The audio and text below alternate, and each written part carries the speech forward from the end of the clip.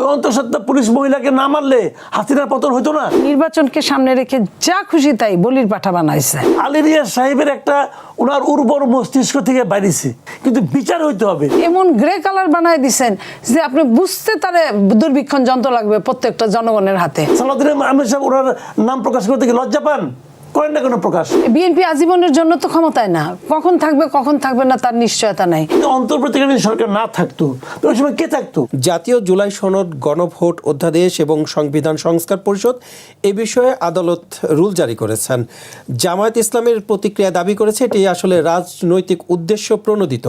BNP সরকারের ক্ষমতায় এসে জুলাই সনদ এবং গণভোট আটকে দিতে চায়। আপনি কি তাই মনে করেন কিনা? দেখেন, একটা জিনিস হলো কি, যখন আপনি আদালতে যাবেন, আদালত তো আপনার আইনে যা আছে তার বাইরে যেতে পারবে না। এখন সর্বোচ্চ আইন হলো সংবিধান। আপনি কি এই যাবৎকালে কখনোই সংবিধানকে স্থগিত করছেন অথবা সংবিধানকে বাতিল করছেন? করেন নেই তো। এবং অন্তর্বর্তীকালীন সরকার সারাক্ষণ বলে এসেছে যে তারা একটা সাংবিধানিক সরকার। তো সাংবিধানিক সরকার এই কথাটা বলার অর্থটা কি? বলার অর্থ হলো এই সংবিধান অনুযায়ী তাদের সরকারটা গঠিত হয়েছে এবং তাদের সরকারটা সংবিধান অনুযায়ী চলবে। কথা কিন্তু পরিষ্কার। তো আপনি সংবিধান অনুযায়ী চলেন নাই, এটা তো আপনার সমস্যা। এই সমস্যা অন্য সবাই ভুগবে কেন? আপনি যদি নিজে, তারা বলতেছে যে সময়ের প্রয়োজন। হ্যাঁ, সময়ের প্রয়োজন কিছু কিছু ক্ষেত্রে আছে। যেমন সময়ের প্রয়োজনে নির্বাচনটা হয়েছে, সময়ের প্রয়োজনে অন্তর্বর্তীকালীন সরকার হয়েছে, এগুলো সময়ের প্রয়োজন হয়েছে। কিন্তু গণভোটটা যে সময়ের প্রয়োজনে, এটা আপনি কীভাবে প্রমাণ করবেন? সংবিধানে অন্তর্বর্তীকালীন সরকার নাই, মানলাম। সংবিধানে তো নির্বাচন আছে, তো ওই সময় দেশেগুলোর সরকার নাই। তাহলে নির্বাচনটা যখন হবে তখন একটা দেশের সরকার লাগবে না? ওটা সময়ের প্রয়োজন হয়েছে। কিন্তু গণভোট যেটা হয়েছে, এটা যে সময়ের প্রয়োজন আপনি প্রমাণ করেন, তবে আমরা এটা প্রমাণ করে বুঝান। কারণ গণভোটের যে ফরম্যাট, গণভোটের নিয়মটা কি? গণভোট কি এভাবে হয় যে আগে আপনি গণভোট করে একটা সিদ্ধান্ত সংসদের উপর চাপাই দেবেন? এটা হয় না। গণভোটের নিয়ম হলো যে আগে একটা সিদ্ধান্ত গৃহীত হয়, সেই সিদ্ধান্তটা ঠিক হলো কি হলো না এটা জানার জন্য তারা বৃহত্তর জনগোষ্ঠীর কাছে যায়। তো গণভোটটা পাইলেন কই? আর গণভোটটা যেটা করছেন সেটাও তো লজিক্যাল না যে আপনি এতগুলি প্রশ্ন, এখানে 4টা প্রশ্ন করছেন, 4টার মধ্যে আবার প্রশ্ন আছে 10-12টা, এতগুলি প্রশ্ন আপনার হ্যাঁ অথবা না দিয়ে করতেছেন। এটা কোনো গণভোটের ফরম্যাট হতে পারে? ভাইরে, এটা হলো গিয়া আলী রিয়াজ সাহেবের একটা ওনার উর্বর মস্তিষ্ক থেকে বাইরেছে, এক আজব জিনিস। আর সেটাকে ইউনূস সাহেব লালন পালন করছে। এই তো হয়েছে, দেশটাকে তো সারখার করে দিয়ে গেছে এই লোকগুলো। বিদেশ থেকে কিছু লোক আসছে, আসেন এই দেশে আসছিল। আগে হয়তো কি আমাদের এখানে লুটপাট, আওয়ামী লীগ আমরা দেখছি এখানে লুটপাট করে বিদেশ চলে যেত। আর তত্ত্বাবধায়ক সরকার আমরা দেখলাম লুটপাট করার জন্য বিদেশ থেকে লোক আমদানি করছে। আমদানি করে এখানে আমাদের অর্থনৈতিকভাবে লুটপাট করছে, আমাদের মনস্তাত্ত্বিকভাবে, আমাদের নৈতিকভাবে আমাদের ক্ষতিগ্রস্ত করে দিয়ে আবার তার ওরাল দেয় বিদেশ গেছে। তো কী হয়েছে রে ভাই এগুলি? এদের এসব তো নাপতালে আমাদের সহ্য করতে হবে। কিন্তু অনেকে তো বলছিলেন অন্তর্বর্তী সরকার আরো 4 বছর 5 বছর থাকুক, অথবা থাকে নাই কেন? থাকার ইচ্ছা 16 না আমাদের 18 নেই আসিল, মাইরের ভয়ে পলাইছে। যে আর কটা দিন থাকলে পরে পাবলিক এমন খেপতো যাইতো কই? এই কারণে কি তিনি নিজেকে অতি গুরুত্বপূর্ণ দাবি করে 1 বছর এটা তো আগেই তো ছিল ভাই। আগে তো একটা প্রজ্ঞাপন ছিল, জারি করাই ছিল যে 4 জন লোক ক্ষমতা হস্তান্তরের পর তার কার্যকাল মানে শেষ হওয়ার পরে 4 জন লোক 3 মাস তারা এসএসএফ পাইতো। সেই 4 জনকে রাষ্ট্রপতি, প্রধানমন্ত্রী। আর এটা আইনটা হয়েছিল 2006 সালে। 2006 সালে তো তত্ত্বাবধায়ক সরকার ছিল। তো তত্ত্বাবধায়ক সরকারের যিনি প্রধান উপদেষ্টা তিনি, এবং যেই দিন তত্ত্বাবধায়ক সরকার দায়িত্ব নেবে সেই দিন থেকে পরবর্তী 3 মাস বিরোধী দলীয় নেতা এই 4 জন লোককে ভিআইপি প্রোটোকল দেওয়া হবে 3 মাস। এটা নিয়ম ছিল আগে। তো সেই হিসেবে উনি বলতে পারতেন যে যেহেতু অন্তর্বর্তীকালীন সরকার বলতে কোনো টার্ম নাই, বলতে পারতেন যে অন্তর্বর্তীকালীন সরকারের উপদেষ্টাও পাবে 3 মাস। আগে তো 3 মাসই ছিল, উনি তা করে নাই, উনি ওনার নিজের নাম বসাইছে এখানে। আইনটা দিয়ে পড়ে দেখেন প্রজ্ঞাপনটা, জি জি প্রজ্ঞাপন লেখা আছে অন্তর্বর্তীকালীন সরকারের প্রধান উপদেষ্টা ডক্টর মোহাম্মদ ইউনূস, ওনাকে 1 বছর দিতে হবে। ভাই আপনি 1 বছর কি কারণে চান? যদি আপনার 1 বছর হয়, তাহলে এই যে প্রধানমন্ত্রী আছে আমাদের, জি উনি যখন 5 বছর পরে যখন নাকি তত্ত্বাবধায়ক সরকারের কাছে দায়িত্ব দিয়ে দিবে, তারপর উনি কিন্তু পাবে 3 মাস। জনগণ কর্তৃক নির্বাচিত প্রধানমন্ত্রী পাবে 3 মাস। আর উনি হলেন গিয়া এক মানে কি বলবো, লাটসা বাড়ছে, ওনাকে দিতে হবে 1 বছর। কি কারণে? মানে এটা কি আগে কখন হয়েছিল নিজে নিজেকে অতি গুরুত্বপূর্ণ ভিআইপি দাবি করা? খুঁজেন হয়েছে কিনা দেখেন, আমি তো ভাই জানি না। আচ্ছা, আমরা আমরা আমরা এটাও দেখেছি যে তিনি নিজস্ব যে প্রতিষ্ঠান ছিল সেই প্রতিষ্ঠানের সুদ মওকুফ করেছেন, দুর্নীতি মামলা প্রত্যাহার করেছেন। আমি বলবো মানে তিনি কি এগুলো করতে মূলত বিএনপি তো দায়িত্বে আসছে। যে আমি আশা করব যে বিএনপি সারা দেশে একটা সুশাসন কায়েম করবে। সেটা কি পারবেন? সুশাসন কেন পাবে না? মানে সেটা আমরা ভোটে পাঠাচ্ছি পালার জন্য, পারবে না কেন? মানে সেটা একটা আমি চ্যালেঞ্জ। চাই সুশাসন কায়েমের জন্য প্রত্যেকটা লোকের কার্যকাণ্ড কর্মকাণ্ডকে এবং 18 মাসে যে যা করছে প্রত্যেকটা কর্মকাণ্ডকে একটা বিচার মানে যৌক্তিক আলোচনার মধ্যে আনা এবং দেখা যে কেউ কোনো অনিয়ম করছে কিনা, করলে তার বিচার করা। তা না হলে আইনের শাসন খালি পাবলিকের উপরে চালাইলে হবে না, ওই ওনাদের উপর ভিআইপি ভিভিআইপি আছে না, তাদের উপরে চালাইতে হবে। তা না হলে দেশে কোনদিন মানুষের মধ্যে আস্থাটাই আসবে না।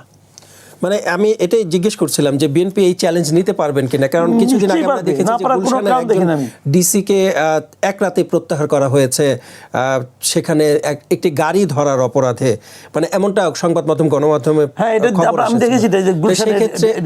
সেক্ষেত্রে ভিভিআইপি অথবা হচ্ছে তাদের উপরে আইনের শাসন প্রয়োগ করাটা আসলে এটা আমি আশা করি যে এটা কে সেই লোকটা ফোনে কণ্ঠ শুনলাম, তো আমি আপনাকে দেখে নেব, ওই দেখে নেওয়ার লোকটাকে তাকে একটু দেখতে চাই এবং আশা করি বিএনপিও দেখবে ওই দেখে নেওয়া লোকটাকে, মহামানবটাকে। যেখানে আমার তারেক রহমান কোনো রকম এক্সট্রা নেয় না, সে নিজের অফিসিয়াল গাড়ি নেয় না, আর ওখানে একজন লোক দেখে নেয়, তার গাড়িতে কোনো কাগজপত্র থাকবে না, ফোনের অপর প্রান্ত থেকে তোমার নাম বলো, তুমি কোন ব্যাচের, এই মহামানবটাকে একটু এটা আমরা একটু দেখতে চাই। মানে এই যে এই দেখে নেওয়ার মানুষ এখন আসলে অভাব আছে কিনা একটু জানতে চাই, কারণ এখন তো বিএনপি সরকার আপনার ক্ষমতায় নিয়েছেন, ক্ষমতায় এসেছেন, তো সেক্ষেত্রে দেখে নেওয়ার মানুষ আসলে বেড়ে গেল কিনা? বেড়ে গেল কিনা যাই না, একটা যে পয়দা হয়েছিল দেখলাম, এখন ওই পয়দা হওয়া যে যিনি ওই দেখে নেওয়া লোকটা, ওনাকে বললাম তো ওনাকে আমি একটু দেখতে চাই, আমরা একটু দেখতে চাই। আমি এই গভর্নমেন্টের কাছে অনুরোধ করবো ওই দেখে নেওয়া লোকটাকে একটু দেখান আমাদেরকে, আমি দেখি, ওনাকে দেখি আমরা আমাদের জীবন ধন্য হোক। ফোনের অপর প্রান্ত থেকে বলে তোমাকে দেখে নেব, এবং সে দেখে নিতে পারছে, কিন্তু সেটাই আমি কাছ থেকে ওটাই একটু দেখতে চাই উনি কে, অথবা এখন যিনি ভারপ্রাপ্ত কমিশনার আছেন উনি কি কারণে এটা করলেন, কার ফোনে উনি এত কাতর হয়ে গেলেন, সেটাও একটু আমরা দেখতে চাই। জনাব মাসুদ কামাল, আরেকটা বিষয় আপনার কাছে একটু নজর আনতে চাই। জি, আমি আসবো, আমি আপার কাছে আসবো, আপনার কাছ থেকে একটু জানতে চাই, বুঝতে চাই যে পুলিশ হত্যার বিচারের কথা বললেও তো দেখে নেওয়ার একটা কথা বলা হচ্ছে। মানে শুনেন, যে কোনো হত্যাই হত্যা, যে কোনো হত্যাই হত্যা। এখন হত্যার ক্ষেত্রে কিছু কিছু ক্ষেত্রে অনেকে আছে আত্মরক্ষার জন্য কিছু একটা করে, আমাকে আপনি মারতে আসলেন, আমি আত্মরক্ষা করতে গেলাম, তখন হয়তো আপনি মারা পড়লেন, এরকম হতে পারে। কিন্তু আদৌ ওই কথাটা ঠিক কিনা, আসলে কি আমার আত্মরক্ষা করার স্বার্থে আমার যারা আপনি মারা গেলেন কিনা, সেটা কি হলো, এটা আমি কীভাবে বুঝবো? আমি দাবি করলেই হবে? আমি দাবি করলে তো হবে না, সেটাকে তদন্ত করতে হবে, বিচার করতে হবে। কাজেই সমস্ত হত্যারই বিচার হওয়া উচিত, সমস্ত হত্যার বিচার হওয়া, ডাকাতকে মারলে ডাকাত হত্যার বিচার হওয়া উচিত। বিচার হওয়া মানে এইটা না তাকে ফাঁসি দিয়ে দিবেন। বিচারে আপনি বলবেন, যদি ওই আন্দোলনের জন্য, গণ অভ্যুত্থানের জন্য, হাসিনার পতনের জন্য যদি কোনো পুলিশকে হত্যা করাটা প্রয়োজনীয় হয়ে থাকে, তাহলে আদালত বলবে যে ওই হত্যাটা আমার এই জন্য প্রয়োজন ছিল, শেষ হয়ে গেল, আমার তো কোনো আপত্তি নাই। কিন্তু বিচার হইতে হবে, কিন্তু আপনি বিচার করতে দিবেন না কেন? আমার কথা হলো এই জায়গাটার ভাই, একটা অন্তঃসত্ত্বা পুলিশকে মারছেন আপনি, ওই অন্তঃসত্ত্বা পুলিশ মহিলাকে না মারলে হাসিনার পতন হইতো না। আমি এটা বিচার করতে চাই, যদি বিচারে প্রমাণ হয় হ্যাঁ এই অন্তঃসত্ত্বাকে তার ভ্রূণ সহ তাকেও মারতে হবে, কারণ ভ্রূণটাও খারাপ ছিল। তাকে না মারলে পরে হাসিনার পতন হইতো না, আন্দোলন সফল হইতো না। যদি এটা প্রমাণ হয়, ওকে ফাইন, আমরা এই বিচার আমরা চাইবো না। ওর অন্য অন্য আত্মীয় স্বজনকে বলবো যে তোমার এই লোকটা মৃত্যু প্রয়োজন ছিল দেশের জন্য, ওকে ফাইন। কিন্তু আপনি বিচারই করতে দিবেন না, তা তো ভাই হয় না। মানে বিচার করতে না দেওয়ার কারণে কি দায় মুক্তি? শুনেন, আমি বলি একটা কথা বলি আপনাকে, শেষ করি এখানে। যদি আপনি সব আগেই ঠিক করেন বিচার করার দরকার নাই, যদি আপনি ঠিক করেন, তাহলে হাসিনার বিচার করতেছেন কেন? হাসিনার বিচার করেন কেন? এই সমস্ত কিছু তো শেখ হাসিনা ভাই ঘটাইছে, তো বলে দিলে পারেন শেখ হাসিনাকে দেখা মাত্র গুলি করে মারা হবে। যদি আপনি হাসিনার বিচার করেন, যে তাহলে সব জানি এই ভদ্রমহিলাই সব করছে, তারপরেও তো তাকে বিচারের কাঠ করে আমরা দাঁড় করাচ্ছি কেন? যে আমরা জানতে চাচ্ছি ঘটনাটা কীভাবে ঘটছে। যদি এটা যদি হাসিনার জন্য সত্য হয়, তো পুলিশের জন্য হবে না কেন? আপনারা বুঝান। জি, ধন্যবাদ আপনাকে। জনাব নীলুফার চৌধুরী মনি, এবার একটু ফিরতে চাই আপনার কাছে। জামায়াত ইসলামের পক্ষ থেকে বলা হয়েছে যে জুলাই সনদের এই যে বিষয়টি আটকে দেওয়ার, এটা আদালতের কাঁধে রেখে উদ্দেশ্য হাসিলের চেষ্টা করা হচ্ছে এবং বিএনপি সেটা করছে। একটু জানতে চাই আসলে বিএনপির কী উদ্দেশ্য থাকতে পারে? ধন্যবাদ আপনাকে, যারা শুনছেন আমার সহ আলোচককে শুভেচ্ছা। দেখেন, বিএনপি এই কথাগুলো যখন সংস্কার চলে, মাসুদ কামাল সাহেব অনেকগুলো কথা বলেছেন। সেই কথার যদি ধারাবাহিকতায় বলি, যখন চলে সংস্কার, এই যাদের মাথা থেকে এত দামি দামি কাহিনীগুলো বের হয়েছে, তখনই কিন্তু বিএনপি বলেছে যে এটার দরকার নাই, এটা দিয়ে কিছুই হবে না। এই গণভোট হলেও যা, না হলেও তাই। যে গণভোটটাকে আপনার সংসদের জন্য অপেক্ষা করতে হবে, সংসদের হা জয়যুক্ত হয়েছে অথবা না জয়যুক্ত হয়েছে জন্য ফাইনালি অপেক্ষা করতে হবে, সেই রায়ের কি কোনো দরকার আছে? এটা সময় নষ্ট করেছে, এটা অর্থ নষ্ট করেছে, এটা রাষ্ট্রের বিভিন্ন সমস্যাগুলো সৃষ্টি করেছে। এই সমস্যার সৃষ্টির কথা বিএনপি প্রথম থেকেই বলেছিল। আপনি খেয়াল করেন, প্রথমেই গণভোটের বিপক্ষে বিএনপি ছিল। তারপরে যখন বাধ্য করা হলো, বিএনপির কাছে সামনে একটা নির্বাচনটাকেই প্রথম এবং প্রধান গুরুত্ব দিয়েছিল, কারণ নির্বাচন ছাড়া এই দেশটা ডেস্ট্রয় যে হচ্ছিল, এটা এই সাংবাদিক মাসুদ কামালদের কথা থেকেই বের হয় যে কতটা খারাপের দিকে গিয়েছিল। 15.5 বছরে একটা ফ্যাসিস্ট যা করেছে, 15.5 মাসে যদি একজন ইন্ট্রিম তাই করে, তাহলে রেশিও অনুযায়ী পণ্ডিত মশাইয়ের কিন্তু অঙ্ক ফেল করে যায়। এখানে অঙ্কের তাহলে দরকার পড়ে না। আমরা কিন্তু এখন 11,000, 12,000, 16,000, 14,000 কোটি টাকার হিসাব গুনছি উপদেষ্টাদের নামের সাথে ইকুয়াল টু। তাহলে আপনার এই কাহিনীগুলো, তাদের এই জায়গাগুলো, আমাদেরকে এই ব্রেনগুলোকে, সমস্ত বাংলাদেশের রাজনৈতিক ব্রেনগুলোকে এইখানে রেখে তারা তাদের মতো যায় খুশি তাই করেছে। এইখানে তাদেরকে দ্বন্দ্বের মধ্যে জড়িয়ে দিয়ে কোনোটাই আইনের মধ্যে পড়ে না। আপনার এর আগে 3টা রায় হয়েছে, গণরায় হয়েছে। 3টাই কিন্তু প্রশ্ন একটা ছিল, উত্তর একটা ছিল, এবং তার 2টাই কিন্তু আপনার শুদ্ধিকরণের জন্য হয়েছে। আর একটা রাষ্ট্রপতি শাসিত সরকার থেকে মন্ত্রিপরিষদ শাসিত সরকারে হয়েছে। জনগণ কিন্তু সাধারণভাবে বোঝার কথা, সাধারণভাবে বুঝেছে, ভালো লাগলে হ্যাঁ, না ভালো লাগলে না। আর এইবার কি করেছে 4টা, এবং তার আগে কি হয়েছে, যে জুলাই সনদ বলা হয়েছে, দেখেন কত জালিয়াতি এখানে। যারা জুলাই সনদ বানালো, যাদের ভ্রূণ চাইল জুলাই সনদ, তারা কিন্তু সিগনেচার করলো না। বিএনপিকে দিয়ে একরকম জোর করে সিগনেচার করানো, বিএনপি সিগনেচার করলো, যে বিএনপি শুরু থেকেই না করছে, এটা শুরু থেকেই না করছে, এবং এই সংস্কারের জুলাই সনদের স্বাক্ষরে না করছে, সেই বিএনপিকে দিয়ে করালো। কারণ বিএনপির সামনে নির্বাচন, এই নির্বাচনকে সামনে রেখে যা খুশি তাই বলির পাঠা বানাইছে। তারপরে বিএনপি সিগনেচার করলো, কিন্তু যারা এটার ভ্রূণ চাইল জন্ম দিল, তারা কিন্তু আপনার সিগনেচার করলো না। তারা সিগনেচার এখন পর্যন্ত করেনি, কয়েকদিন আগে করেছে। এটার পাস হয়ে কি গণভোট হওয়ার পরে তারপরে তাদের টনক নড়েছে যে আমাদের একটা সই করা লাগবে, তো তারা করলো না, বিএনপিকে দিয়ে করালো।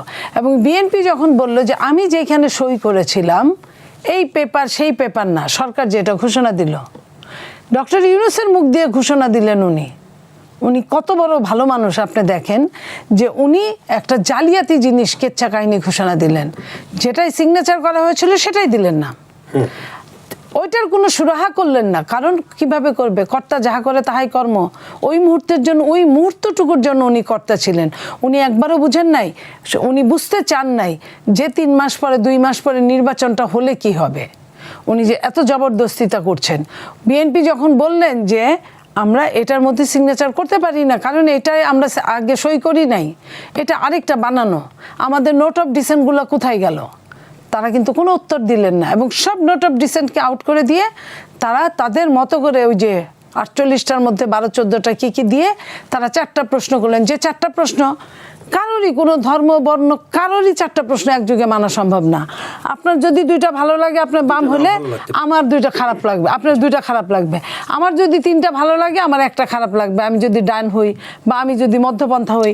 তাহলে এই যে এই জিনিসগুলো করলেন তারা জবরদস্তি করে। বিএনপির যখন নির্বাচনী চিফ কোঅর্ডিনেটর নজরুল ইসলাম খান সাহেব যখন বললেন যে ঠিক আছে হাতে ভোট দিবেন, এর আগে তো তারা বললেন বিএনপি নাতে দিবে নাতে দিবে নাতে দিবে। দেখেন ভোটটা আপনি অপশন বাই করছেন 2টা, আমি যে কোনো জায়গায় দিতেই পারি, আমি হাতে দিতে পারি অথবা নাতে দিতে পারি, এইখানে তো আপনার বলার কিছু নাই। অথচ আপনি কিনা 140 কোটি টাকা না 44 কোটি টাকা দিয়ে আপনি অ্যাডভার্টাইজমেন্ট করাইলেন 6 দিনে আপনি হাতে ভোট দেওয়ার জন্য। এটা তো আপনি পারেন না, কারণ আপনি অপশন 2টা দিচ্ছেন, আপনি কিভাবে একটার পক্ষে যান, আপনি তো সরকার। আচ্ছা যাই হোক, আপনি করলেন, আপনি বিএনপিকে নজরুল ইসলাম খান সাহেবকে দিয়ে বলাইতে বাধ্য করলেন। উনি বললেন যে হ্যাঁ বিএনপি তো ভোট দিবে, তারপরেও ওটাকে গুরুত্ব দিলেন না, তারপরেও আজে বাজে কথা বলতে থাকলেন, এমন আজে বাজে কথা বলতে থাকলেন যে এটা না করলে মহাভারত সব মহাবাংলাদেশ সব অশুদ্ধ হয়ে যাবে, সেই অশুদ্ধতার মধ্যে আমরা সব ডুবে যাব। তারপরে আমি এইটুক শেষ করি। তারপরে কি করলেন, তারপরে মহাসচিব বললেন বিএনপির, সেটাও তারা মানলেন না। শেষ পর্যন্ত যখন তারেক রহমান সাহেব বিএনপির চেয়ারম্যান উনি বললেন, তখন ওনারা বললেন যে ভয় পায় বলছে। আপনি ব্যাপারটা বুঝেন, বলার পরে উনি একটা নির্বাচনী প্রচারণায় বলার পরে বললেন ভয় পায় বলছে। তা আপনারা তো কম করেন নাই এক একজনে। এখন যে কথাটা, যেটাই সত্যি কথা, যে সংবিধানের বাইরে, সংবিধান চেঞ্জ হয় নাই, আগের সংবিধানই বহাল আছে, সে আগের সংবিধানের বাইরে কারো কিছু করার বিএনপি আজীবনের জন্য তো ক্ষমতায় না, কখন থাকবে না তার নিশ্চয়তা নাই। তাহলে বিএনপির কোন সাহস আছে যে সংবিধানের বাইরে কাজ করবে? এই কথাটাই বিএনপি এতদিন যাবৎ বলছিল, এর আগে থেকে বলছিল। যখন সংস্কারপন্থীরা বিদেশ থেকে ইম্পোর্ট করা মালরা যখন বলা শুরু করলো, করা শুরু করলো, তখন বিএনপি বললো যে এটা তো হয় না এইভাবে। কিন্তু এই কথাটা সালাউদ্দিন সাহেবের কথা কেউ কানে তুললেন না। এখন আপনার মনে করেন বিএনপি তো সংবিধানের ভেতরে যেটুক তাই বলবে। ওই আপনার গণভোট, ওটা গণভোটই হয় নাই, কারণ এই গণভোট এখন সংবিধানে নাই। গণভোটকে আনতে গেলে সংবিধানের বাইরে আরেকটা গণভোট করতে হবে, যে এই গণভোটটা আনা যাবে কি যাবে না। যে আমরা দেখেছি যে নির্বাচনী প্রচারণায় বিএনপি গণভোটে হার পক্ষে প্রচারণা চালিয়েছেন, তাহলে তারা কেন অভিযোগ করছে যে বিএনপিটা আটকে দিতে চাচ্ছে? বিএনপি তো বললাম তো, বিএনপি তো সর্বোচ্চ ক্ষমতার অধিকারী না, সর্বোচ্চ ক্ষমতার অধিকারী জনগণ, এবং সর্বোচ্চ ক্ষমতার অধিকারীর যে দলিলটা হলো গিয়া সংবিধান। সংবিধানের বাইরে বিএনপির যাওয়ার কোনো সাধ্য নাই। এটা তারা যত রকমের কথাই বলুক না কেন, বিএনপি অনেক দিন এই রাষ্ট্র পরিচালনা করেছেন। বিএনপি এত বড় দৌরাত্ম্য বিএনপি করবে না, কখনোই না, কারো প্ররোচনাই করবে না। এখন তারা যা ইচ্ছা তাই করুক। তাকে সাহস কত বড় যে তারা 180 দিন আপনার ধার্য করে দেয়, যে এর মধ্যে যদি না হয় তাহলে অটো পাস হয়ে যাবে, দেখি হোক, যদি না করে দেখি হোক কিভাবে হয়। জি, আমি আসবো আপনার কাছে আরও একবার। জনাব মাসুদ কামাল, একটু ফিরতে চাই আপনার কাছে। এই যে জুলাই সনদ, গণভোট এবং সংবিধান সংস্কার পরিষদ, এ নিয়ে যখন প্রশ্ন তোলা হচ্ছে, তাহলে এমন পরিস্থিতিতে নির্বাচন নিয়েও কি প্রশ্ন উঠতে পারে কিনা? এটার সঙ্গে নির্বাচনের সম্পর্কটা কেটে তো বুঝলাম না আমি। নির্বাচনটা তো আপনার সংবিধানের একটা পার্ট, আমি তো আগের বার ব্যাখ্যা করছি কিন্তু আপনাকে। না, হ্যাঁ, নির্বাচন তো সংবিধানের একটা পার্ট, ঠিক কিনা? আচ্ছা ফাইন। তো এখন গণভোট কি সংবিধানের পার্ট না? তাহলে এখন নির্বাচনের ক্ষেত্রে আপনার আপত্তিটা কোথায়? যে নির্বাচনে যখন চলছে ওই সময় আপনার দায়িত্বে ছিল একটা অন্তর্বর্তীকালীন সরকার, তো অন্তর্বর্তীকালীন সরকার তো সংবিধানে নাই, এটি তো একটা প্রশ্ন। এছাড়া তো নির্বাচনে আপত্তি করা আর কিছু নাই। তো এখন যদি অন্তর্বর্তীকালীন সরকার না থাকতো, তো ওই সময় কে থাকতো? আপনার কাছে কোনো বিকল্প চয়েস ছিল না তো। হাসিনা চলে যাওয়ার পরে এই সরকারকে বসানো হয়েছিল, এবং এই সরকার বসেই বলছে যে আমি একটা সাংবিধানিক সরকার। সে যদি বলতো আমি সংবিধান বহির্ভূত গভর্নমেন্ট, তাহলে আমার কোনো আপত্তি আছে ওরা। সে তো বলছে আমি একটা সাংবিধানিক সরকার, বলছে তো রে ভাই। তখন বলে যখন ফেলাইছে তখন তারা এটা প্রমাণও তার পেছনে জোগাড় করছে। সেই প্রমাণ জাস্টিফাইড কিনা, সেই প্রমাণ কেমন করে করছে, ওই আলোচনা আমি যাচ্ছি না। তারা হাইকোর্ট থেকে 106 নম্বর সংবিধান 106 অনুযায়ী দেখেন, এই যে 106 বলে না, যে 106-এর ওই আমরা এই যে 106টা পাইলেন কই, ওটাও তো সংবিধানের অংশ। যে তো ওটাও তো সংবিধান থেকে নিছেন। তাহলে আপনি আপনার সুবিধা মতো সংবিধান মানবেন আর সুবিধা মতো মানবেন না, তাহলে তবে হলো না। রাষ্ট্রপতির কাছে শপথ না, হ্যাঁ, হয় মানবেন না মানবেন না, যে কোনো একটা। যে কোরআনে আছে, বুঝছেন, কোরআনের কথা বলি শুনি। কোরআন আপনি হয় মানবেন, প্রমাণ, তাহলে আপনি হলো ইমানদার মুমিন, আর যদি না মানেন তাহলে কাফের। কিন্তু আপনি কিছু মানবেন আপনার সুবিধা অনুযায়ী, আর কিছু মানবেন না, তাহলে আপনি মুনাফেক। ভাই এটা সোজা কথা, মুনাফেক হলো সবচেয়ে খারাপ, মুনাফেক কাফের চেয়েও খারাপ। যে জামাতের পক্ষ থেকে বলা হচ্ছে গণভোট বাতিল হলে নির্বাচনও বাতিল কেন নয়, এমন প্রশ্ন কিন্তু তারা তুলছেন। প্রশ্ন করতে দেন, প্রশ্ন করতে থাক, একসময় দেখবেন যে তারা যে সংসদে বসছে। যে আগামী বলছে না, আমি একটা উদাহরণ দিয়ে বলি, বলছে না যে বিএনপি বলছে যে আপনাদের, আমরা তো আপনার ডেপুটি স্পিকার জামাত থেকে করতে চাই, আপনারা একটা নাম দেন, বলছে না। তারা কি বলছে যে যদি সংবিধান সংস্কার পরিষদ না হয়, যদি জুলাই সনদ বাস্তবায়ন না হয়, তাহলে আমরা ডেপুটি স্পিকার দিব না, বলছে তো। আপনি লিখে রাখেন সংবিধান সংস্কার পরিষদের মিটিংয়ে বসবে না, কারণ বিএনপি তো শপথই নেয় নাই সংবিধান সংস্কারের মেম্বার হিসেবে। 212 জন তো সংবিধান সংস্কার, 212 জন না 13 জন, রুমিন ফারানাও তো নেয় নাই, একজন স্বতন্ত্র সহ। তো এরা তো সংবিধানের সংস্কার পরিষদের মেম্বার হিসেবে শপথ নেয় নাই, তাহলে এরা বসবে কিভাবে? এরা তো বসবে না। তাহলে প্রথম অধিবেশনের ডেপুটি স্পিকার করতে হবে, নির্বাচন করতে হবে। কীভাবে? জামাতকে ডেপুটি স্পিকার দিবে না? দিবে। আচ্ছা, বলে রাখছি, আপনি লিখে রাখেন, ওরা এটা ওদের কথা বিএনপি মানবে না, তারপরেও তারা ডেপুটি স্পিকারের জন্য একজনকে মনোনয়ন দিবে। যে তারা এটা বলছে যে সংবিধান সংস্কার পরিষদের শপথ না নিলে সংসদে কথা বলার পরিবেশ থাকবে না, তখন কথা গড়াবে রাজপথে। মানে রাজপথে নামলে আসলে কি হয় সেটা তো ভাই এগুলি বলার জন্য বলে, বুঝলেন, এগুলি হলো কি বলার জন্য বলে। কথা বলার পরিবেশ থাকবে না, কোনো কথা বলার পরিবেশ থাকবে না। আপনি আগে কেমনে বুঝলেন? আগে কেমনে বুঝলেন? আপনি দেখেন কি হয়। আপনাদের বিএনপি তো বলছে যে বিএনপি এই যে জুলাই সনদের যেগুলো আছে, তারা তো বলছে জুলাই সনদের যেগুলি তারা রাজি হয়েছে অক্ষরে অক্ষরে পালন করবে। বিএনপি বলছেন এটা, যে এটা বলেছে যে হবে। অপেক্ষা করেন, তাহলে আগে আপনি সিদ্ধান্ত দিয়ে দিলেন কথা বলার পরিবেশ থাকবে। তাহলে রাজপথে আসলে তারা কেন রাজপথ ভালোবাসে, তারা কেন কথা বলে? রাজপথ তো খারাপ জায়গা না, এটা ভালো। কিন্তু রাজপথে নামলে কি হয় সেটা তো হবে, দেখেছি আমরা। জনগণের তাদের প্রতি সমর্থন বাড়বে, আন্দোলন করবে তারা সরকারের বিরুদ্ধে, ভালো তো, খারাপ না। আমি এটাকে খারাপ কিছু দেখি না। রাজপথকে ভয় পাচ্ছেন কেন আপনারা? ধন্যবাদ আপনাকে। জনাব নীলুফার চৌধুরী মনে একটু আসতে চাই। বিরোধী পক্ষ তো অভিযোগ করছে যে বিএনপি আসলে চিট করেছে। এই যে প্রশ্নগুলো, যে পরিস্থিতি তৈরি হয়েছে, গণভোট, জুলাই সনদ, এই বিষয় নিয়ে তারা অভিযোগ করছে বিএনপি চিট করেছে। এটা কি আসলে রাজনৈতিক কারণে এই প্রচেষ্টা কিনা বিএনপির? বিএনপি কোথায় চিট করলো? বিএনপি তো সব বলেছে, ক্লিয়ার কাট কথা বলেছে। তারপরে বিএনপি বলছে সিগনেচার নিলে নিতে পারেন, সিগনেচার নেন, কিন্তু আইনের বাইরে তো বিএনপি কিছুই করতে পারবে না। বিএনপি ওইটা কি আপনার শপথ নিয়েছে? শপথ তো নেয় নাই, শপথ নেওয়ার প্রশ্ন আসে না। একসাথে দুইটা শপথ নেওয়া, ওই যে কি তানিয়া, ব্যারিস্টার তানিয়া আমির বলছে যে একই দিনে একই জায়গায় দুই রকম শপথ নেওয়াটা সংসদ সদস্যপদই থাকে না। সেইখানে যদি আপনি আইন মানেন, আর আইন না মানলে তার জন্য কিছুই না, সেটা কি করবে সরকার জানে। তো বিএনপি যে কথাগুলো বলেছে, প্রত্যেকটা কথা বিএনপি এই পর্যন্ত অক্ষরে অক্ষরে পালন করেছে। বিএনপি তখনও বলেছিল যে সংসদই নির্ধারণ করবে জুলাই সনদের ফিউচার কি, সংসদ নির্ধারণ করবে।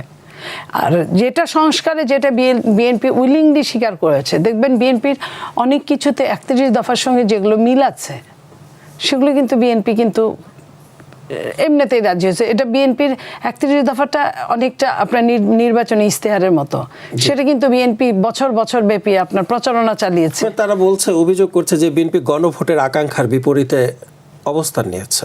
হ্যাঁ, এটা তো আগেও ছিল গণভোটের আকাঙ্ক্ষার বিপরীতে। তারপরেও যখন বিএনপির কথা শুনে নাই, তখন বিএনপি চাইছে যে ঠিক আছে একদিনেই হোক, একটা পাতা ফেলা গেল তাদের গুয়ারতুমির জন্য, জেদের জন্য। এখানে তো দুইটা পাতা দুইটা বই থেকে দেওয়া হয়েছে আলাদা আলাদা, এখানে একটার সাথে আরেকটার কোনো সম্পর্ক নাই। হ্যাঁ, একদিনে ইলেকশন হয়েছে মানে খরচটা বাঁচলো, আপনার সমস্যাগুলো হলো না, একই সাথে জনগণ একই সাথে ভোট দিতে গেল, একই সাথে হয়ে গেল, তারা বেশি ভোট পাইলো।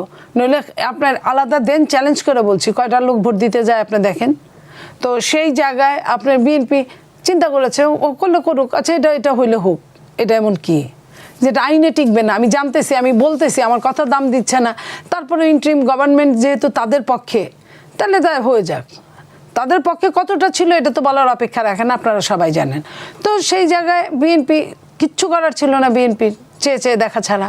তো বিএনপি ওটা দেখছে যে এটা ফেলে দিলে যে কোনো সময় ফেলে দেওয়া যায়, কারণ যেটা আইনের মধ্যেই পড়ে না সেটাকে তুলে নেওয়ার তো কোনো কারণ থাকে না। হ্যাঁ, এখন বলবেন যে তাহলে আপনারা ভোট দিয়েছেন বা দেন নাই। তো আমরা ওই যে গেছে BNP yes no very good কিছুই বলে নাই, যখন খুব চাপাচাপি করছে বিএনপি বলছে হ্যাঁ ভোট দিয়েন, কিন্তু ওটার মধ্যে কোনো বাধ্যতামূলক নাই। বিএনপি তো নিজের ভোটের জন্য বাধ্যতামূলক বলে না যে ধানের শীষেই কিন্তু ভোটটা দিতে হবে, এটা যার যার যে মানসিকতায় যে ভোট দেয়। তো সেই জায়গায় বিএনপি তাকে কেন বলবো, তারপরেও তো বিএনপি বলছে যে ঠিক আছে ভোট দিয়েন। তো এরপর আর কি বলতে বলে, কিন্তু আইন যদি না মানে, আইনের মধ্যে যদি এটা না থাকে, তাহলে আপনার কিভাবে বিএনপি নিবে? এটা বিএনপির দ্বারা সম্ভব না। একমাত্র সম্ভব সবাই যদি সংখ্যাগরিষ্ঠ যদি বলে 2/3 মেজরিটি যে হা জয়যুক্ত হয়েছে। তো বিএনপির তো খায়া দেয়া কাম নাই, কেন বিএনপি এই কামটা করতে যাবে? বাংলাদেশের কত কাজ আছে, দেশ প্রায় দেউলিয়া, টাকা টুকা কিচ্ছু নাই, অর্থনৈতিক দুরবস্থা, স্বচ্ছতার দুরবস্থা, শিক্ষার দুরবস্থা, স্বাস্থ্যের দুরবস্থা, আপনার সব কিছু ডিজাস্টারের দুরবস্থা। এর মধ্যে নতুন ডিজাস্টার শুরু হয়েছে, একটা যুদ্ধ। এই যুদ্ধের দুরবস্থা আপনার আগামী মাসে কিভাবে রেমিটেন্স আসবে সেটা আমরা বুঝি না। তাদের এইসব নিয়ে মাথা ব্যথা করার মতো বিএনপির এই মুহূর্তে আমার মনে হয় না সময়। এই যে আপনি যেটা বলছিলেন যে নানা দুরবস্থা, অর্থনৈতিক চ্যালেঞ্জের কথাও আমরা দেখছি, অর্থনৈতিক চ্যালেঞ্জের দিকটাও আমরা দেখছি। এর মধ্যে আবার দেখছি যে পুলিশের পোশাক পরিবর্তনের জন্য আবার কথা উঠছে বা পরিবর্তনের সিদ্ধান্ত নেওয়া হচ্ছে। সেক্ষেত্রে যে এত টাকা খরচ করে পুলিশের এত টাকা কেন খরচ করলো, এটারই তো জবাবদিহিতার দরকার। এটারই জবাবদিহিতা, একটা ইন্টারিম গভর্নমেন্ট পারে না এই কাজ করতে। তার কেন এত ভিতরের যা কিছু আছে, হৃদয়টা, হার্টটা, যেখানে বিবেকটা, সেটার পরিবর্তন করলেন না, আপনি মাইন্ডসেটের পরিবর্তন করবেন না। আপনি পোশাক পরিবর্তন করে সেই পোশাক কি বানাইছেন, এমন একটা পোশাক বানাইছেন আপনার রাস্তার মধ্যে চেনা যায় না। আর্মিদের চেনা না যাওয়ার কারণ আছে, তারা দেশকে রক্ষা করে। দেশের জায়গা থেকে গাছের মধ্যে ঢুকে গেলে গাছের মতো যেন দেখা যায়, বোঝা না যায়, সেটা ঠিক আছে। আপনি একটা পুলিশকে না বুঝলে, আপনি না বুঝতে পারলে 10 হাত দূরে থেকে যে সে পুলিশ, সাধারণ জনগণ থেকে আলাদা না বুঝতে পারলে আপনি বিচার দিবেন কিভাবে, আপনার সেবা চাইবেন কিভাবে? তো সেইটারে আপনি এমন গ্রে কালার বানায় দিছেন যে আপনি বুঝতে তারে দুর্বীক্ষণ যন্ত্র লাগবে প্রত্যেকটা জনগণের হাতে। তাহলে আপনার পোশাকের হয় আগের পোশাকে ফিরে যেতে হবে, আগের পোশাকে ফিরে গেলে হয়তো বা বানাইতে নাও হতে পারে। আর না হয় তাদের যদি দেশের টাকা থাকে, আমি জানি না, পোশাক আবার চেঞ্জ করা, এটা তো কোনো পোশাকের মধ্যেই পড়ে না। এই যে হাজার কোটি টাকার যে 9-6 করলো এই সরকার, এটা তো 9-6 করার জন্য পোশাক চেঞ্জ করা। এমন কোনো পৃথিবীর এমন কোনো ঘটনা ঘটে নাই যে পুলিশের ওই নীল রং বাদ দিয়া গেরুয়া আপনার ছাই রং দিয়ে দিলেন, আপনার তাতে কি পুলিশ ভালো হয়ে গেল? পুলিশের অনেকে বলছে যে এই ধরনের যখন সিদ্ধান্ত নেয় তখন তাদের সাথে কোনো ধরনের আলোচনা না করে, তাদের সাথে আলোচনা করে না। আমরা টকশোতে বিভিন্নভাবে আমরা এগুলো প্রতিবাদ করেছি, জানার সাথে সাথে প্রতিবাদ করেছি। আমরা যারা কথা বলি তারা তো কোনো না কোনো দল করেই কথা বলি, দেশের কোনো না কোনো বিশিষ্ট ব্যক্তিরা এসে কথা বলে, তাদের কোনো কথার কোনো গুরুত্ব দেওয়া নেই, বুদ্ধিজীবীদের কোনো কথার গুরুত্ব দেওয়া হয় না, রাজনীতিবিদদের কোনো কথার গুরুত্ব দেওয়া হয় না। তাহলে এটা করলো কারা, কেন করলো, কেন করলো, এটার জবাবটা নেওয়া উচিত তাদের কাছ থেকে।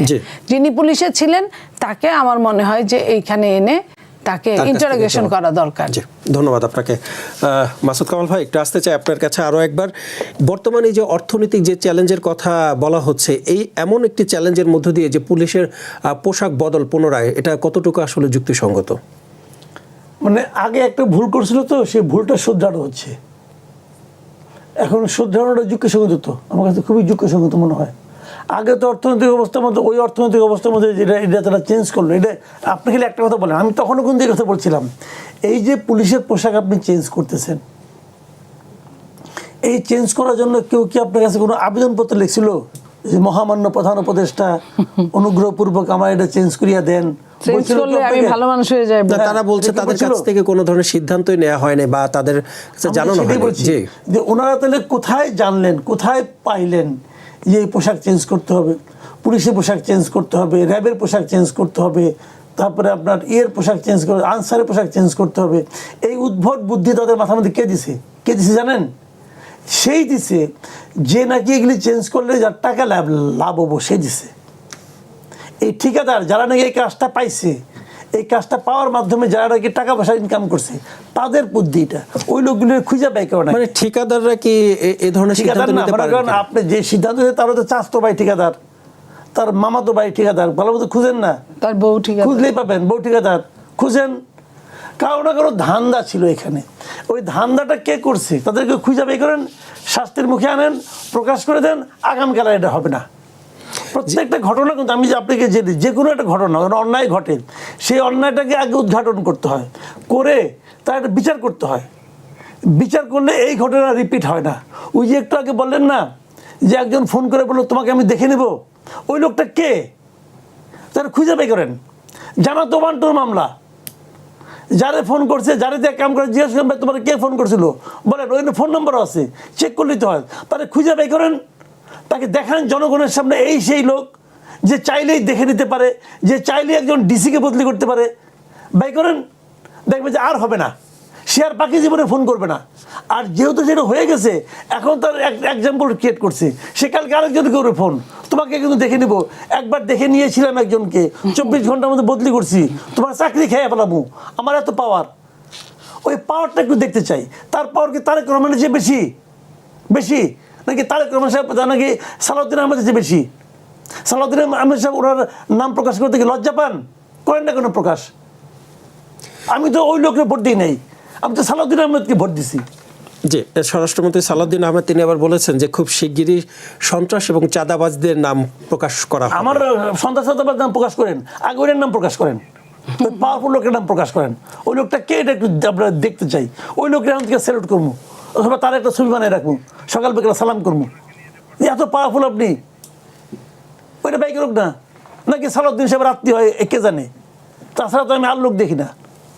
আমার সন্দেহ সালাউদ্দিন সাহেবের আত্মীয় হয়, যে কারণে সঙ্গে সঙ্গে ডিসিকে বদলি করতে পারছে। জি, আরেকটি বিষয় একটু আনতে চাই আপনার নজরে, সেটি হচ্ছে 12 মার্চ তো আমাদের সংসদের প্রথম অধিবেশন বসতে যাচ্ছে। তো সেক্ষেত্রে প্রথম অধিবেশনে রাষ্ট্রপতির বক্তব্য দেওয়া একটা বিধান রয়েছে। সেই ক্ষেত্রে একজন আইনজীবী সেটি বন্ধ করার জন্য অনুরোধ জানিয়েছে প্রধানমন্ত্রীর কাছে, চিঠিও দিয়েছেন। এই বিষয়টিকে আসলে আপনি কিভাবে ব্যাখ্যা করবেন বা কি বলবেন এই বিষয়টিকে? কোন আইনে বন্ধ করবেন? আপনি যে বন্ধ করবেন কোন আইনে? রাষ্ট্রপতি প্রথম অধিবেশনে একটা ভাষণ দেয়, এটা হলো একটা ট্র্যাডিশন, কনভেনশন, অনেক দিন ধরেই। শাহাবুদ্দিন আহমেদ সাহেব যখন রাষ্ট্রপতি ছিলেন, তখন শাহাবুদ্দিন আহমেদ সাহেবের রাষ্ট্রপতি বানাইছিল আওয়ামী লীগ। আওয়ামী লীগ চলে গেল, তারপর বিএনপি আসছে। তো বিএনপির ওই যখন ক্ষমতায় আসলো 2001 সালে, তখন শাহাবুদ্দিন আহমেদ এসে সংসদে প্রথম ভাষণটা দেয় নাই, দিছিল তো। আওয়ামী লীগ কি বলছিল, ওটা কি বেইমান সে। তো আওয়ামী লীগেরও বলতেই পারে, পলিটিক্যাল ব্যাপার। কিন্তু তাকে আপনি বাদ দিবেন কোন আইনে? কিসের উপর ভিত্তি করে বলবেন যে তুমি ভাষণ দিতে পারবে না? নাহিদ ইসলাম সাহেব দেখলাম বলতেছে এই রাষ্ট্রপতিকে ইমপিচমেন্ট করতে হবে, তো করেন। ইমপিচমেন্ট করতে করেন, আপনার তো 6টা ভোট আছে, করেন না, করেন ইমপিচমেন্ট। শুনেন, আপনি কি বলতেছেন, বলার আগে আপনি নিজের জোরটাকে ভাবে দেখেন যে আপনি কতটুকু করতে পারবেন, ওটুকু আগে ভাবেন। জি, ধন্যবাদ আপনাকে। জনাব নীলুফার চৌধুরী মনি, একটু আসতে চাই আপনার কাছে। বিএনপির সামনে তো টিকে থাকার জন্য একটি লম্বা বিশাল এক চ্যালেঞ্জ রয়েছে, বৈশ্বিক চ্যালেঞ্জ বলেন, অর্থনৈতিক চ্যালেঞ্জ বলেন, আরও নানা ধরনের চ্যালেঞ্জ রয়েছে। সেই চ্যালেঞ্জ মোকাবেলা করে আসলে বিএনপি একটি লম্বা সময় টিকে থাকতে পারবে কিনা, কি মনে হয় আপনার? দেখেন, জনগণ যেহেতু ভোট দিয়েছে 5 বছরের জন্য, তো বিএনপির যেহেতু এর আগে অভিজ্ঞতা আছে এবং বিএনপি যেহেতু কমিটমেন্ট রক্ষায় বিশ্বাস করে, অতএব সব কিছু মিলে বিএনপি ইনশাল্লাহ পারবেন তো অবশ্যই, এবং চেষ্টা করে ভালো কিছু করবেন। মানে আপনি সেটা মনে করছেন আর কি? মনে করছি। কিন্তু আমরা দেখছি যে এই বিশ্বের যে বৈশ্বিক যে উত্তেজনা তৈরি হয়েছে, ইরান, মার্কিন এবং ইসরায়েলের মধ্যে যে উত্তেজনা চলছে, সেক্ষেত্রে আমরা দেখছি যে অনেক প্রবাসী আক্রান্ত হচ্ছেন, যাদের মাধ্যমে রেমিটেন্স আসে। সেই অর্থনৈতিক চ্যালেঞ্জগুলো আসলে কিভাবে মোকাবেলা করবেন? এটা তো আমরা জ্বালানি ইতোমধ্যে আমরা শঙ্কা উঠছে যে জ্বালানি একটি সংকট তৈরি হতে পারে, এবং সেটি মোকাবেলা করা এই সরকারের জন্য অনেক বড় একটি চ্যালেঞ্জ। জ্বালানি সংকট তো তৈরি হতেই পারে, কারণ যাদের সঙ্গে যুদ্ধ ওইখানে চলছে তাদের সবই তারাই জ্বালানিটা সাপ্লাই দেন, এবং পথিমধ্যে অনেক জ্বালানি আটকে পড়ে আছে। হ্যাঁ, তো এইখানে তো কোনো রাষ্ট্রের, কোনো রাজনৈতিক দলের, কোনো সরকারের কিছু করার নাই। এটা বড় বড় বৈশ্বিক বিকল্প ভাবে যেভাবে হোক ভাববে, হয়তো ভাবা দরকার এবং ভাবছেনও। তা আর যেটা রেমিটেন্স যারা আমরা তাদের রেমিটেন্সের জন্য যতটা কষ্ট পাচ্ছি, ঠিক তাদের জীবনের উপর আমরা ততটাই কষ্ট পাচ্ছি। তারা ভালো থাকুক, সুস্থ থাকুক, এটা আমরা যেমন চাই, ঠিক তেমনই আমরা চাই যে তারা কিছু করুক। দেশের মানুষকে প্রতিদিন সুরক্ষিত রাখার প্রত্যয় নিয়ে সেফটি কেবলস সহ এলো সেফ সিলিং ফ্যান। এই যে যারা বাংলাদেশে এসে আটকা পড়েছে, যেতে পারছে না, সমস্ত আপনার তাদের সঙ্গে সংশ্লিষ্ট সব ফ্লাইটগুলো বন্ধ হয়ে গেছে, তো সেইখানে আমরা টেনশন করছি। সেটা বৈশ্বিক সমস্যা, এটা যে কোনো সরকারের সময় এটা বিশাল বড় চ্যালেঞ্জ। তো বিএনপি আসছে, এই চ্যালেঞ্জটা মোকাবেলা তো করতেই হবে, এবং আমরা আশা করছি, আল্লাহর কাছে দোয়া করছি যাতে এই সমস্যাটা এই পৃথিবীতে খুব তাড়াতাড়ি এটা মিটে যাক। কারণ কোনো এই ধরনের সমস্যা কোনো ভালো কিছু বয়ে আনে না, মন্দ ছাড়া আনছে না। এই যে কত শত শত মানুষ মারা যাচ্ছে প্রতিদিন, এটা, এবং রাষ্ট্রের প্রধান ব্যক্তিগুলা আপনার ধরাশায়ী হচ্ছে, হাইকমান্ড থেকে শুরু করে সবাই আক্রান্ত। তো সেইখানে কার জীবন কেমন একযুগে হামলা করছে, আবার তারা একযুগে হামলা করছে। এই হামলাগুলোর জন্য যে কত অসহায় মানুষগুলো, ছোট ছোট বাচ্চারা, বৃদ্ধরা, তারা পর্যন্ত এইখানে তাদের কিছুই করার ছিল না, অথচ তারা সাফার করছে। তা আমরা এটা দোয়া করি, এবং পাশাপাশি আমরা বিএনপি ভীষণভাবে চেষ্টা করছে যাতে এই বৈশ্বিক সমস্যা থেকে মোকাবেলা কিভাবে করা যায় সেই বিষয়টি। ধন্যবাদ আপনাকে।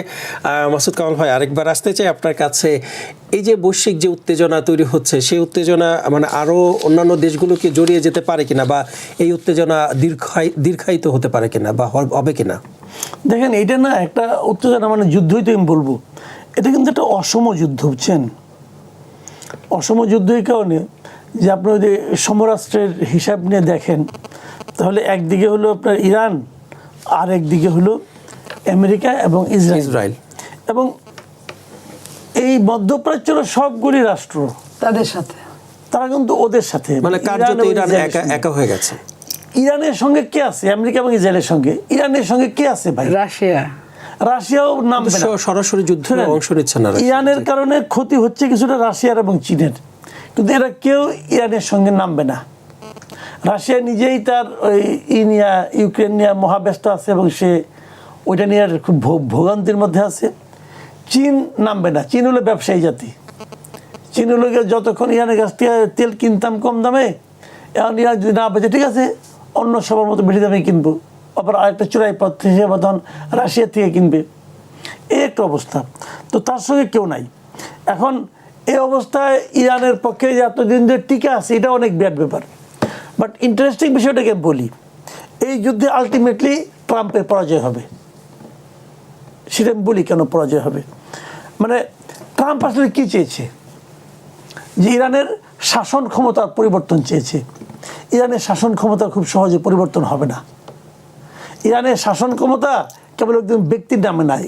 তারা ট্রাম্প মানে আমেরিকা যেভাবে এর আগে লিবিয়াতে সাফল্য দেখিয়েছিল, গাদ্দাফিকে সরাই দিয়েছে, গাদ্দাফির শাসন ব্যবস্থা চুরমার হয়ে গেছে। সাদ্দামকে সরাই দিয়েছে ইরাক থেকে, সাদ্দামের শাসন ব্যবস্থা চুরমার হয়ে গেছে। কিন্তু ইরানে এটা সম্ভব না। আলী খামেনিকে মেরে ফেলছে, কেবল তাই না, তার সঙ্গে আরও সব মিলে দেখলাম যে প্রায় 49 জনকে মারছে তারা, যা নাকি আরও গুরুত্বপূর্ণ, আমাদের 11 জন আছে। তো সবাই কিন্তু মেরেই ফেলছে। ইরান কি থামছে? এক মুহূর্তের জন্য থামছে? থামে নাই, বরঞ্চ ইরান যে পাল্টা আক্রমণটা করতেছে, আমেরিকা তাদের গত কত বছরের ইতিহাসে আমি জানি না এইভাবে পর্যদস্ত কখনো হয় না। কীভাবে পর্যদস্ত হয়েছে, বিভিন্ন জায়গায় তার ঘাঁটিগুলি আছে, ওই তারা একটা ঘাঁটি লক্ষ্য করে করে মারছে তো। এটা কি আমেরিকার জন্য পরাজয় নয়? এটা আমেরিকার জন্য পরাজয়। বলবেন যে আমেরিকা তো মানে কিছু হয় নাই, কিন্তু এত বড় একটা দেশ যারা এত ক্ষমতা, তার জন্য এটা পরাজয়। এবং অন্য সবাই বলতেছে ঠিক আছে আপনার আমার ঘাঁটি ব্যবহার করেন, যেমন ইংল্যান্ড যেটা বলছে ঘাঁটি ব্যবহার করেন, কিন্তু আমি আমার সৈন্য দিব না। আবার স্পেন বলছে না আমার ঘাঁটি আপনি ব্যবহার করতে পারবেন না। এই জন্য ট্রাম্প আবার খেপে গেছে। তারও চেয়ে বড় কথা, আমেরিকার অভ্যন্তরে আমেরিকার তো নাগরিক আছে কিছু, যে তারা আবার বিরোধিতা, তারাও তো এর কোনো পক্ষে না। ডেমোক্রেটিক যে পার্টি আছে তারাও পক্ষে না, কেউ তো এর পক্ষে না। কাজে ট্রাম্পের গায়ের জোরে যা করতেছেন, এটার জন্য উনি ইনশাল্লাহ স্মরণীয় হয়ে থাকবেন সারা দুনিয়ার কাছে অনেক দিন। এই লোকটার পাগলামি, এই লোকটার গড় তুমি, এবং আমেরিকার লোক তো বলতেছে যে ইসরায়েল আমাদের মিত্র রাষ্ট্র, বন্ধু রাষ্ট্র, কিন্তু বন্ধুর জন্য আমি আমার সৈন্যদেরকে কোনো মৃত্যুমুখে ঠেলে দিচ্ছি। এই যুদ্ধ তো সে করতেছে ইসরায়েলের জন্য আর তেলের জন্য। এই যুদ্ধের পিছনে তো আর কোনো নাই। তো যে কারণে আরেকটি বিষয় আমি আপনার একটু নজরে আনি, সেটি হচ্ছে যে বিদায়ী সরকারের সাবেক উপদেষ্টা আসিফ মাহমুদ সজীব ভুঁইয়া, তিনি তার ব্যাংক হিসাব তলব করেছে বাংলাদেশ ব্যাংকের একটি ইউনিট। শুরু করেন ব্যাংক হিসাব দিয়ে, আয় ইনকাম দিয়ে শুরু করবেন তো, করলে তো ধীরে ধীরে তো এটা অপ্রমাণ হবে যে কেমনে কেটে কী হয়েছে। উনি তো এত বছর তো একা চলেন না, একা চলছেন তা তো না। উনি কারো না কারোর সঙ্গে কিছু না কিছু করছেন, কেউ ওনাকে হেল্প করছে, কেউ ওনার কাজ করছে। উনি কোন কাজটা কেন করছে? যেমন আমার একটা প্রশ্ন, যে এই যে ঢাকা উত্তরের যে মেয়র ছিল মোহাম্মদ এজাজকে ছিলেন, এই পদে নিয়োগ দেওয়ার জন্য, উত্তরের প্রশাসক, এই পদে নিয়োগ দেওয়ার জন্য উনি চিঠি লেখছেন। উনি নিজে চিঠি লেখছেন, সেই চিঠি তো কপি আমরা দেখছি। চিঠি লেখার পর ওনার নিয়োগ হয়েছে, নিয়োগ হওয়ার পর উনি 2 নম্বরই করছে। এবং যতদিন উনি 2 নম্বরই করছে মানে তো তার বিদেশ যাওয়ার উপর নিষেধাজ্ঞা আছে, তার বিরুদ্ধে দুদকে মামলা হয়েছে তো। আচ্ছা, এজাজ সাহেব যে মন্ত্রণালয়ের অধীনে ছিলেন, সেই মন্ত্রণালয়ের মন্ত্রী ছিলেন আবার আসিফ মাহমুদ সাহেব। তো উনি দুর্নীতি করে থাকেন, নিশ্চয়ই উপরের জন্য দিয়ে থুয়ে করছেন। বা এগুলো তো কমন সেন্সের ব্যাপার, এটা কমন সেন্সের ব্যাপার না। আপনি ঘরের থেকে বেরিয়ে দেখলেন আপনার এখানে রাস্তাঘাট সব ভেজা, আর আপনি যদি বলেন যে তাহলে তো বৃষ্টি হয়েছে, আমি বলি কই বৃষ্টি তো দেখি না, বৃষ্টি কিন্তু দেখা লাগবো না, এতগুলি রাস্তা ভিজে গেছে। তো এটা কে অন্য কোনো কেউ কি কলস দিয়ে পানি দিয়ে ভিজেছে নাকি? বৃষ্টিতেই ভিজছে, এটা তো বোঝাই যায়। তো ঘটনাগুলো কিন্তু এভাবে হয় যে যাকে উনি নিজে আগ্রহ করে যাকে বসাইছেন, সে দুর্নীতি জালে আটকে পড়ছে, সে দেখবেন ওই বলে দিব অনেক কিছু। কিন্তু আমরা আবার এটাও দেখেছি যে ওয়াসার একজন এমডি, যিনি এই 14 মাসে বেগমপাড়ায় বাড়িও করে ফেলেছেন, মানে এটাকে আসলে কিভাবে ব্যাখ্যা করবেন? এটাও তো তিনি নিয়োগ দিয়েছেন। এটা উনি ভালো ব্যাখ্যা করতে পারবেন। ওনারা কেমন যত সব ওনার মন্ত্রণালয়ে যত সব লোক আছে বিভিন্ন ইয়েতে, সমস্তগুলিকে সমস্ত দুষ্ট লোককে কোথা খুঁজে নিয়ে আসছে। আর দুষ্ট লোককে নিলে তো দুর্নীতিবাজ লোককে নিয়োগ করলে তো সুবিধা, দুর্নীতির ভাগ পাওয়া যায়। কাজে উনি ব্যাংক হিসাব দিয়ে দিলে উনি একদম পুতপবিত্র হয়ে গেলেন, এটা মনে করার কোনো কারণ নাই। শুরু তো হয়েছে, শুরু হইতে দেন। শুরু হওয়ার আগে দুদক গেছে, দুদকের চেয়ারম্যান দেখলাম সরছে, এটাও একটা ইতিবাচক দিক। এখন আমি আশা করব যে এই সরকার দুদকের চেয়ারম্যান হিসেবে একজন নীতিবান এবং শক্ত লোককে নিয়োগ দিবে। যদি দিতে পারে আমি মনে করি প্রবলেম অর্ধেক সলভ হয়ে যাবে। আমরা অনুষ্ঠানের শেষ পর্যায়ে চলে এসেছি, যাবার আগে আরেকটি প্রশ্ন আপনার কাছে রাখতে চাই। কিছুদিন আগে একটি টক শোতে সাবেক প্রেস সচিব শফিকুল আলম আপনাকে নিয়ে যে মন্তব্য করেছেন, সেটি শোনার পর আপনি তাৎক্ষণিক প্রতিক্রিয়াও জানিয়েছিলেন। আপনি কি এটিকে ব্যক্তিগত আক্রমণ হিসেবে দেখছেন নাকি পেশাগত সমালোচনা? শুনেন ভাই, ওই ভদ্রলোকের মাথা আওলা হয়ে গেছে। এখন এত 1.5 বছর উনি প্রচণ্ড ক্ষমতা ভোগ করছেন। ক্ষমতা ভোগ করতে করতে একবার মনে হয়েছে উনি বিভিন্ন টকশোতে প্রথম দিকে আসতেন, আসেন বিভিন্ন জনের সঙ্গে আসতেন, আসে বেজ্জিত হইতেন, কথা তো জবাব দিতে পারতেন না। আমার সঙ্গে এরকম কয়েকবার বসছেন। তারপর উনি নিয়ম করলেন যে উনি একা যাবেন, একা ছাড়া যাবেন না। একা গেছেন, এখন ওনাদেরকে একা ডাকবে, লোক তো ওইটি আছে। এখন তাহলে কেউ একা ডাকবে? কেউ ডাকবে না। তো উনি এখন কই আছেন? একটা নাকি পত্রিকা বাই করবেন, নাম কি দ্য ডেইলি ওয়াদা নাকি যে নাম। আমি প্রায় 37 বছর ধরে আছি পত্রিকা ভাই, কর্মরত আছে, আমি দেখি নাই কোথাও।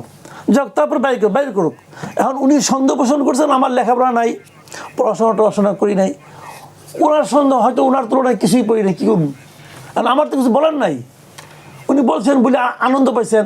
আমার মাঝে মাঝে মনে হয় হয়তো এমন হতে পারে, হয়তো আমাকে বইলে উনি একটু লাইমলাইটে আসতে চাচ্ছেন, আলোচনায় আসতে চাচ্ছেন, এমনিতে আলোচনা আসতে পারছেন না। জি, মাঝখানে হঠাৎ করে ওনার এই যে আমরা তো নাম টাম যখন নেই না কারো, এই মোবাইল ফোন কিন্তু বুঝতে পারে কার নাম নিচ্ছি।